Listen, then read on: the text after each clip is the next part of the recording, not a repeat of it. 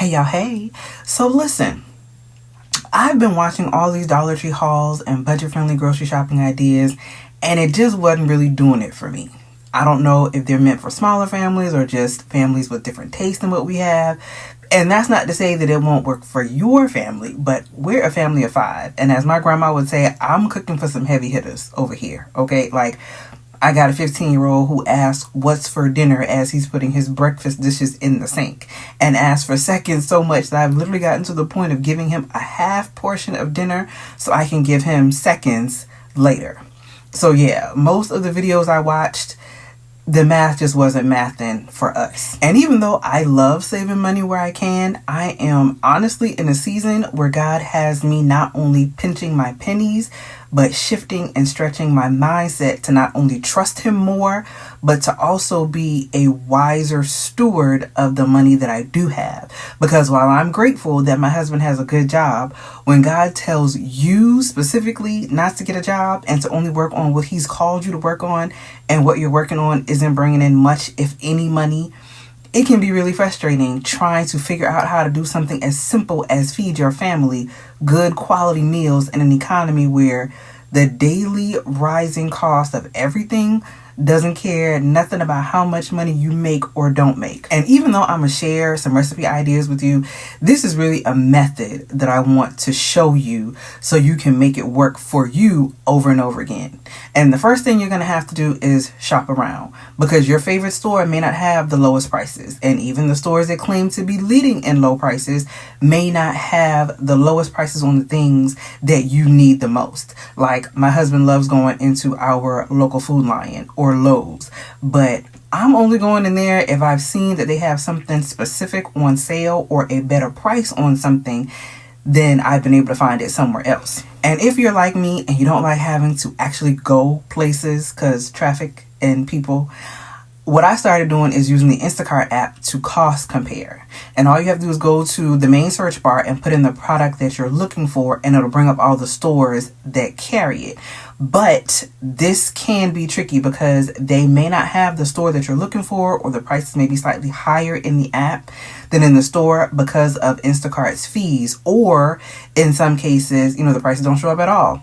Or as I found out last week, certain stores aren't offering what the app says they are, or it's only available if you use Instacart's services and put in your loyalty card information. But if you shop at Walmart, you can also use the Walmart app to find the prices of your local store or your selected store in the Walmart app. Next, you are going to have to plan out a menu. And not just a menu, but a menu with all the meals that you want to make and the cost of each item that you need to buy. If something can be used more than once, like half a gallon of milk or a bag of rice, for us, I usually can get away with maybe 2 meals out of one $3 bag of frozen French fries. So I list my cost for that per meal at $1.50 just for calculation purposes. Also, while I love Dollar Tree, they don't always have what I want in stock, but I do try my best to know what they usually have, so I know what I'm going to get from there that I can't get cheaper or for the same price and quality somewhere else. And I know you didn't come here for me to teach you math and how to calculate your menu, but I wanted to give you, the foundation for how I came up with this so you can do it with your favorite meals and make sure that the dollars that you're spending are making sense. Now, for this video, I'm sharing with you my top 10, or 11 maybe, favorite meals that feed my family of 5 for around $10 or less. And I'm going to be honest and say around, because a couple of these are $1 or $2 over. And yes, they're in order of how much I like them, not how much my family likes them or how much they actually cost. And the hidden cost of the recipes that's not shown would be whatever seasoning you have or that I assume you'd have on hand that, I'm not going to add in here because I don't really know your family like that. This is really just, the main things, the big items and the base numbers as far as like meat and sauces and things that are directly responsible for the meals that I'm sharing. Number 10 is pizza night. Now, for 5 people, I usually buy 2 or 3 pizzas and breadsticks. Or if I have maybe a half a bag of French fries in the freezer, I'll get 3 pizzas and add the fries on the side. And I usually just make my own marinara sauce with a little 8-ounce can of tomato sauce, garlic powder, and Italian seasoning. Number 9 is pasta night. This could be Alfredo or rotini pasta, North sides that you can add meat and veggies to, spaghetti. It's really kind of a game of mix and match, but one of the more popular ones in our house is spaghetti with rotini noodles, because my son likes those better than spaghetti noodles for some reason. So after pasta, 2 cans of sauce, 1 can of fire roasted tomatoes, ground turkey instead of ground beef, and 1 loaf of Italian bread from the Walmart bakery, I'm under $8. Now, sometimes you can find markdown bread in the bakery because they've made too much, and you can also pick up a roll of breakfast sausage to make meatballs. And depending on whether or not you were able to score a markdown loaf of bread for your garlic bread, you're at just a little over $11. And that's saying a lot, because meatballs, I think a bag of meatballs is easily $5 or $6 at this point. And if you've got, a couple extra ingredients in your pantry and add a $3 roll of breakfast sausage to it to make your own meatballs, that's a game changer for me. Number 8 is Salisbury steak. Now, my boys don't eat mashed potatoes any kind of way, no matter what I do to it. So for us, I usually make both mashed potatoes and Charleston red rice, so everybody has something to go with their Salisbury steak.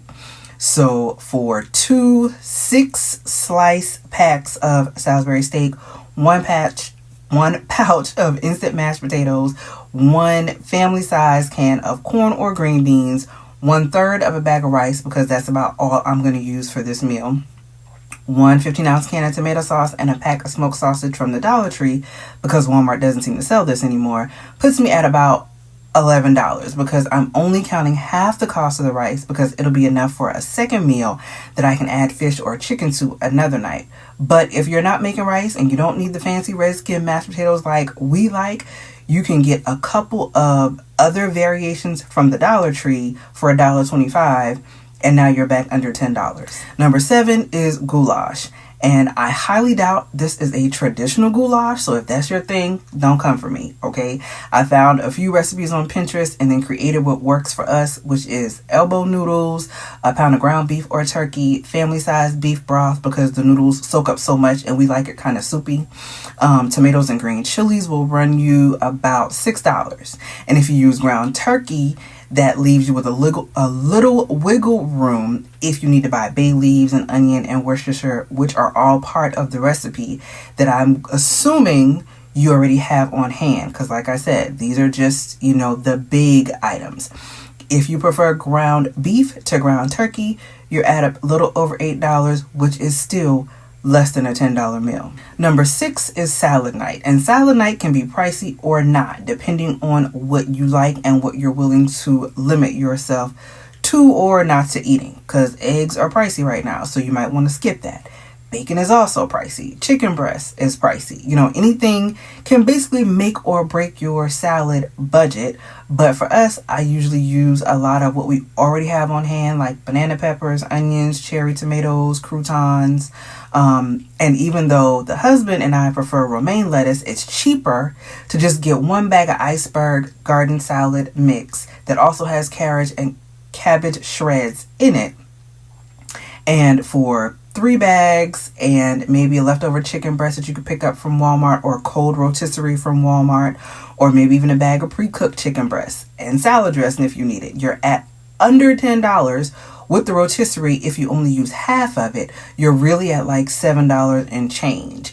The pre-cooked chicken breast is going to run you a little over, but if you don't want to use that, or if, that's just not your thing, you can keep this at $10. I think, the last time I got a 5-pound bag of potatoes from Aldi, I think it was like $3.95 for 9 in the bag.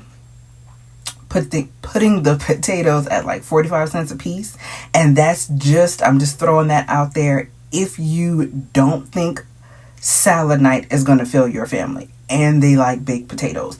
My family's not really big. Well, the boys aren't big on baked potatoes, but if you got to take, a couple potatoes, slice them up and make some fries and throw it alongside the salad for a salad night, you're still within that like $10, $11 range for one meal.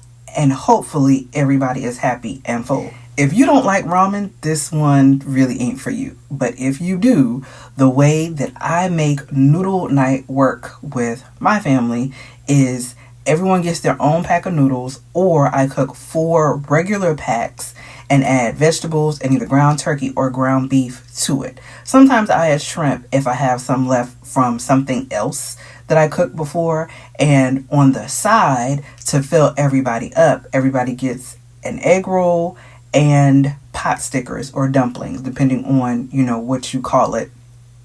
If I have a couple extra dollars, I might buy either another pack of egg rolls or another pack of dumplings, just because I know how my family can really eat when they want to. And for some reason, noodle night is a hit. I don't know if it's the dumplings, if it's the egg rolls, if it's a combination, but I know that we all enjoy this. So if I have a couple extra dollars from one of the other meals that I made that I didn't spend, and I can buy one or the other additionally, then I'll do that. Personally, I love taco night because it's easy and relatively quick. And I can make hard shell tacos or quesadillas or these little cupcake things that I came across online somewhere, and everybody's happy. I've come to the point where I would prefer ground turkey over ground beef because not only is this cheaper, but it's leaner. And since I have to use 2 pounds to adequately feed all of us, turkey just seems to go further. But for the purpose of this video, I'm just going to use 1 pound measurements, and you can go up or down depending on what your family requires. After 1 pound of ground beef or turkey, taco seasoning, taco shells, you're at about $6 with ground beef or $4 with ground turkey. Plus $1.25 if you also want flour tortillas that you can grab from the Dollar Tree. So now we're up to a little more than $7 with beef, $5 with ground turkey, and you have some wiggle room if you also need to pick up maybe some cheese, sour cream, tomatoes, or anything that you like on your tacos and quesadillas that you don't already have at the house. Number 3 is sandwich night. And this is also one of my favorites because, again, quick and easy and usually filling. And you can do this in a lot of different ways. And because of that, I'm not going to go down the list of options because I don't know your family like that. And it's just way too many variations of this. But what I will say is that an easy way to keep this at $10 or less is to choose your bread and fillers wisely. Like, I would prefer hot pastrami on seedless rye, but if I bought that, the only people eating would be me and the husband, and I'd be lucky if I have like $3 left. So for the sake of a budget-friendly family sandwich night, I'd opt for a loaf of honey wheat and 2 cans of tuna that'll feed me and 2 of the kids, and then a pack of pepperoni, a loaf of Italian bread, some mustard cheese, and some marinara sauce that I already have on hand, and make pizza sandwiches for baby boy and the hubs. And I'll still have a couple dollars left to buy a bag of chips or make fries that I probably already have in the freezer. It's almost hilarious to me that chicken pot pie is my number 2 favorite because I have never liked chicken pot pie. Beyond the fact that I don't do sweet peas no kind of way, and I hate the texture of cooked carrots, chicken pot pie has always seemed too soupy in the middle and just a waste of a perfectly good crust to me. But when I saw someone on Instagram make a seafood pot pie with the Red Lobster Cheddar Bay biscuit mix as just a top crust, it kind of piqued my interest. And if I use half a cold rotisserie from Walmart and add onions, frozen broccoli, orange bell pepper, chicken broth, and then add the cheddar cheese and garlic powder to the Pillsbury home-style biscuit mix that I can pick up from Dollar Tree, I can make my own for around $8, and it almost always makes enough for at least 1 extra night of leftovers. Breakfast will forever be my number 1 favorite dinner meal. even with eggs at $5 a doggone dozen. One, because I love breakfast food. And two, there are so many different ways you can make this your own. And just like with sandwich night, I just need you to choose your store and your combination wisely if you want this to work for you. Now, assuming you already have eggs and you want to eat eggs, you can add grits, corned beef hash, salmon croquettes, sausage links, French toast, jumbo flaky biscuits, pancakes or waffles, or go down the Pinterest rabbit hole like I often do and find new ideas that will work for you and your family. I will share that one of my favorite breakfast meals that I didn't think would be really budget friendly is shrimp and grits. But if you buy a 12-ounce bag of small frozen shrimp from Walmart, grits if you don't have any on hand, and 3 for $1.25 pack of onion soup mix from the Dollar Tree, you can make shrimp and grits for about $8. $9 if you want to add a half pack of smoked sausage to it, because like we said, bacon is kind of pricey right now. And I know that not everyone's city is going to have the same prices, and all of the Dollar Tree locations don't sell the same thing. So all of these meal ideas may not work for you. But what I hope you got from this video is a method to this grocery shopping madness that we're in right now, to help you with some new ideas and ways to feed your family on a limited budget. Even if you don't have a limited budget, but you want to save more money and be able to put away a little more for a rainy day, hopefully using this method will help you over and over and over again. And like I said, it's really just going to take work. One of the biggest things that I learned on this journey is that I was just spending money needlessly. I'll say it like that. I almost said recklessly, but it wasn't recklessly. I was buying what I knew we liked. I was buying what I knew the kids would eat. However, that can add up really quickly, especially when the prices of things seem to go up every day. So what I had to do, beyond just having a menu of the things that I wanted to feed us every night or every other night, because I really don't want to cook every night, but other than just making a menu, I had to actually know what everything cost. That way I could take the money that I had and get it down to a $10 a meal budget. Not every meal is going to be less than $10. Not every meal is going to be at $10. But if I can figure out how to get a meal that we will all eat and be full and satisfied under $10, now I got a couple dollars I can put to that $12 meal that we really want, or that $15 meal that we really want, because I was able to see where my money is going. So hopefully this will help you see where your money is going and put it where you really want it to go, where you can really use it the most, and give you better ideas and take a little of the stress off of you. Because grocery shopping and feeding your family should not be stressful, but I know in the economy that we're in right now, it can be. So I pray that this was helpful. I pray that this blessed you. And until next time, stay blessed.